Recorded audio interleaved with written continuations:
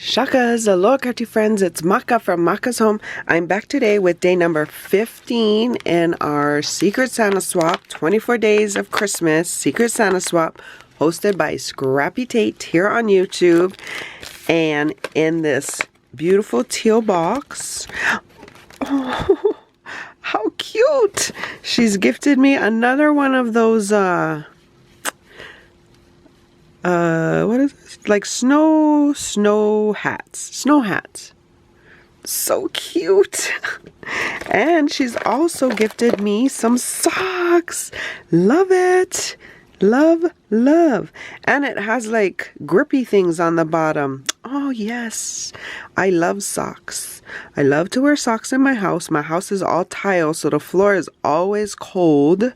And so socks always come in handy. I appreciate it, Sandy. I love these socks.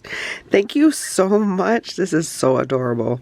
I will need to find a doll or something to put it on so I can display it. Anyway, thank you so much for day 15, Sandy. I hope you guys are having a crafty day. For more videos like these, see here. And until my next video, shakas!